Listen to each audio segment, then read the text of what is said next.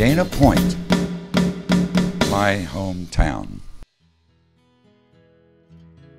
For millions of years, nature pushed and pulled the California coastline, which eventually settled to form our beloved headlands, cliffs, and beaches.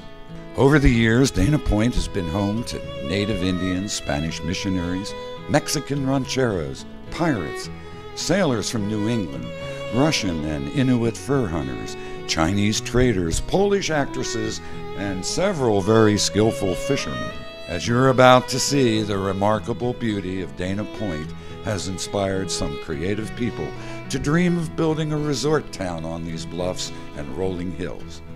But remember, we are still talking about the days before cars, when even the railroad was new. For Dana Point to become hometown to lots of people, they had to be able to get here first. In the early 20th century, the first motor cars appeared. If you had a motor car and could drive to these beautiful beaches and bluffs, soon you wanted to build a vacation house to stay in. For example, a wealthy coal baroness named Blanche Dolph built the first real house here in 1914, a grand mansion called the Dolph House. Sitting up on a hill not far from the Santa Fe Railroad Depot, which was in Doheny Village, the Dolph House had views of the ocean, the shoreline, islands, and mountains. In a very few places in the world can you stand in one spot and see all of these things at once. I've traveled across this great country of ours more than 20 times, and all over the world as well. There is no more beautiful spot, no better place to live, than under the calm blue skies here at this quiet bay. I will build the finest house I can, with the most luxurious orchards and a view that honors the great natural beauty spread out before us from this magical perch. When a creative real estate developer from Laguna Beach named Anna Walters first came to Dana Point in the early 1920s, all she found were bean fields, one big house, and a few shacks for fishermen in the cove. But in her imagination, she saw so much more. Anna Walters and her business partners set about putting their big plans on paper. She imagined a small resort town spread out on the bluffs and hills with all the houses built in Spanish red tile roof style. She is the one who named the streets for colored lanterns to stress the sailing history of Dana Point. Blue lantern, golden lantern, copper lantern, and so on. She also built the first gazebo above the harbor on Blue Lantern. Her idea was that families would come to see Dana Point for the first time and decide if they wanted to build a house here. She wanted them to see the full beauty of Dana Point, and the lookout gazebo was the perfect spot.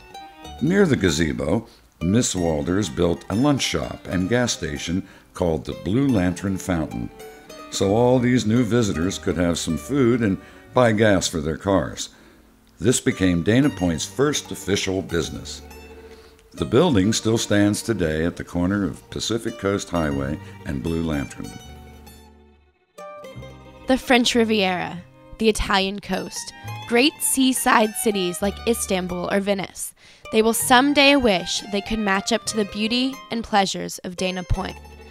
There will be a pier with a lighthouse in Stillwater Bay, a steamer boat ferrying people up and down the coast, a grand country club with a golf course, polo grounds, tennis courts, stables, a rifle range. In fact, you could combine all the water sports with our country club sports, as well as mountains to climb and a beach to play on, all on the same day.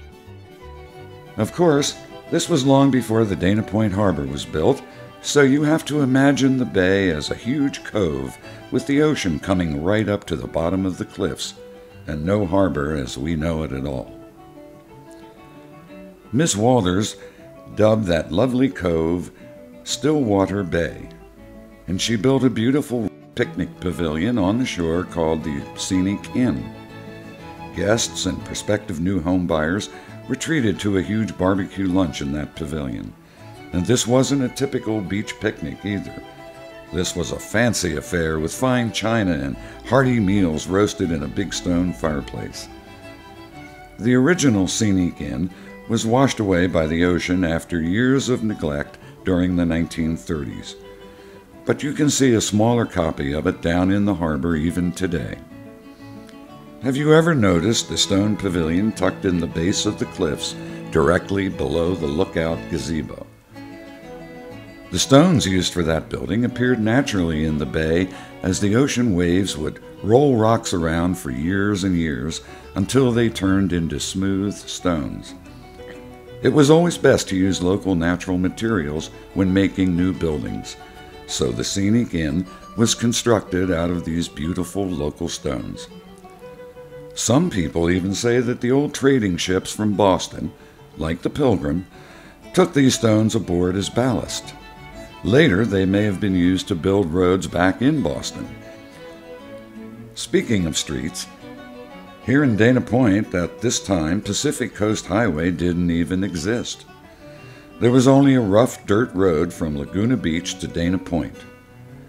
Cars would often get a flat tire making the trip, and in those days, you had to repair your own flat tire on a car, much like a bike today.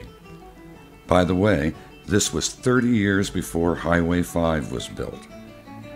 Can you even imagine a time before we had highways? Imagine this. You've been driving through dirty, dusty bean fields for 2 hours, wearing goggles to protect yourself from the dust down the Roosevelt Highway from Newport Beach. Well, as you crest the hill at the headlands into Dana Point, you suddenly see all of Dana Point stretch out before you. The sparkling bay to your right, with Anna Walter's gazebo there to invite your attention. You pull up to the gazebo, and as you step out of your car, Mrs. Walters invites you to a free lunch at the Scenic Inn down at the water's edge in the bay. What a fine welcome to Dana Point, isn't it? But Anna Walter's dreamtown needed paved streets, she thought. So she planned and paved over 12 miles of our local neighborhood streets for future houses and installed concrete sidewalks 5 years before there was even a paved road to get to Dana Point. At this same time, another real estate developer was building a whole new community near Los Angeles called Hollywoodland.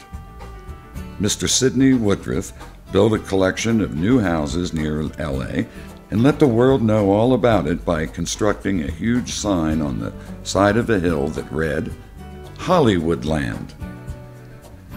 Several years later, the last 4 letters fell down and left us with what?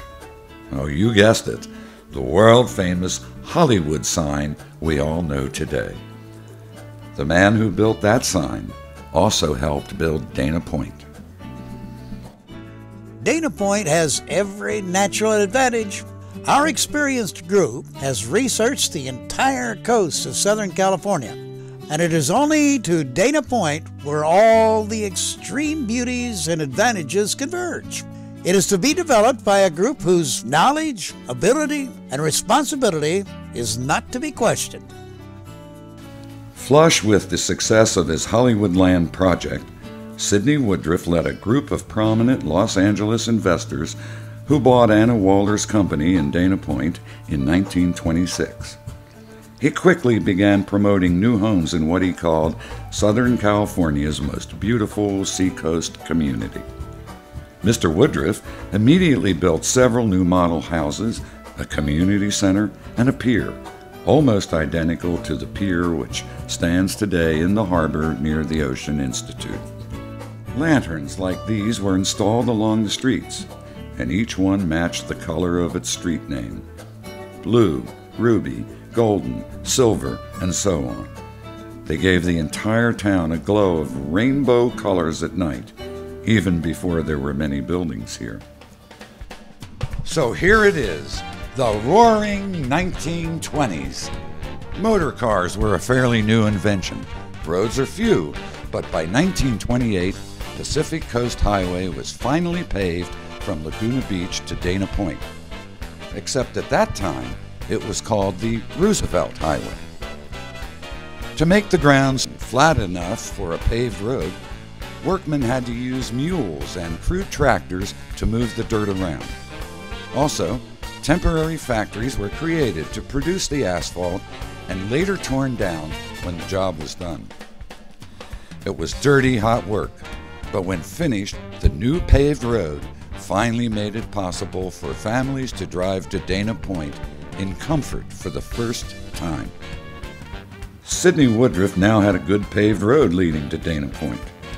Our sailing history was preserved by the lantern street names and the actual street lanterns themselves. 2 major highways now make Dana Point quickly and easily accessible.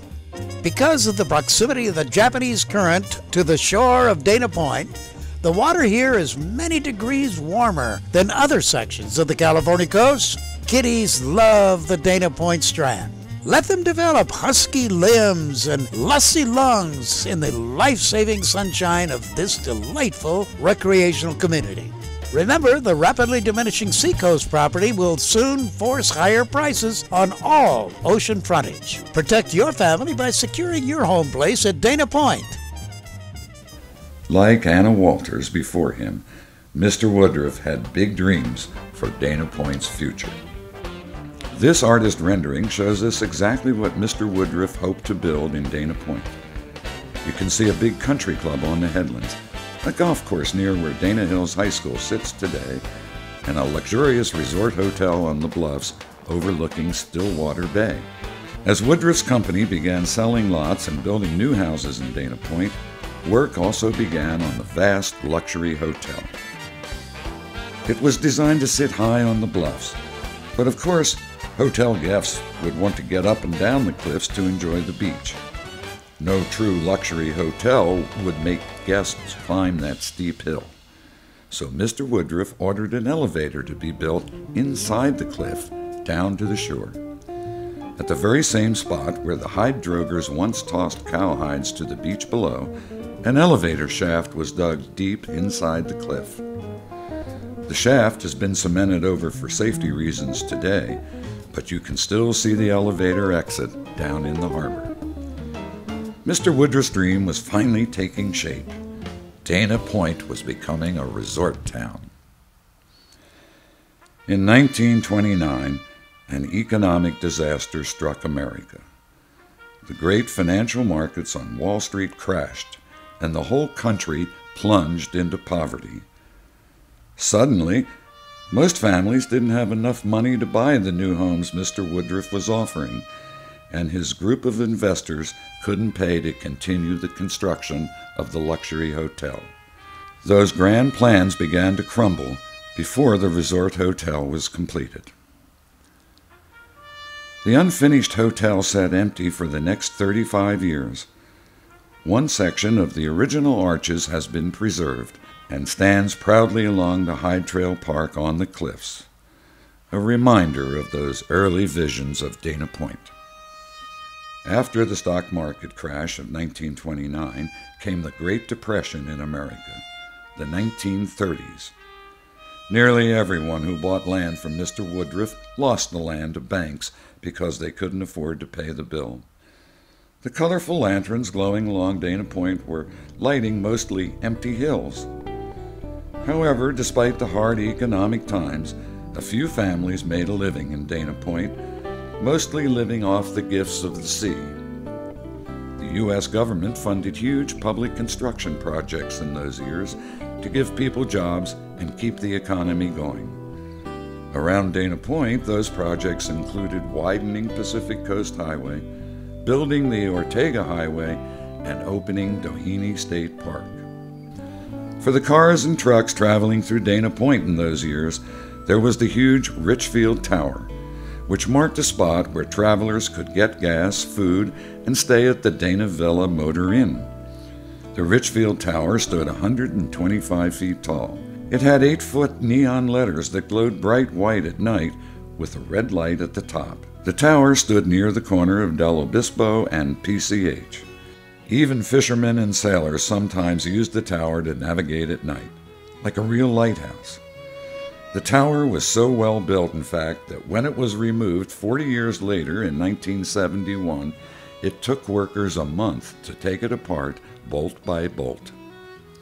At one end of Dana Point, another wealthy investor from Los Angeles named Edward Doheny began a real estate project in what we now call Capistrano Beach. Edward Doheny earned his fortune in the oil business, and through his son, Ned Doheny, built a huge beach club right on the sands of Capo Beach and several model houses both on the beach and along the Palisades cliffs. Then, just as the beach club was about to open, Edward and his son became embroiled in a massive legal case of government corruption called the Teapot Dome Scandal. On the night before being forced to testify in court, Ned Doheny's business manager, a man named Hugh Plunkett, shot Ned Doheny and immediately turned the gun on himself in a tragic murder-suicide. On that night, Mr. Edward Doheny lost his son, and his Capistrano Beach project lost its leaders. The beach club did in fact open despite the setback, but the whole project soon came to an end, and 4 years later, Edward Doheny donated the land to create the Doheny State Park in honor of his son Ned. The original Doheny Beach Club was destroyed in 1969, but over time, as we can see today, Capistrano Beach came to be the site for a whole row of spectacular houses right on the beach. Dana Point has always been a place of great beauty and drama. From the days of the early railroads to the first motor cars, to the arrival of the first paved streets, to Anna Walder's building the Lookout Gazebo and planning a romantic resort town. Then came Sidney Woodruff, expanding those plans with dreams of a vast golf course, polo grounds, luxurious hotels, and lots of new houses. The market crash of 1929 and the Great Depression shattered those early plans. But as we know, over time, our town recovered to build our new houses, protect our beautiful beaches, foster the sport of surfing, and create one of the best small boat harbors in the state of California. Those early real estate developers were right. They looked into the future and knew sooner or later these picturesque bluffs would be home to those of us who love the natural beauty, perfect weather, and great beaches of Dana Point. Or, as Sidney Woodruff once called it, Southern California's most beautiful seacoast community. Or, as we like to call it, Dana Point, my hometown.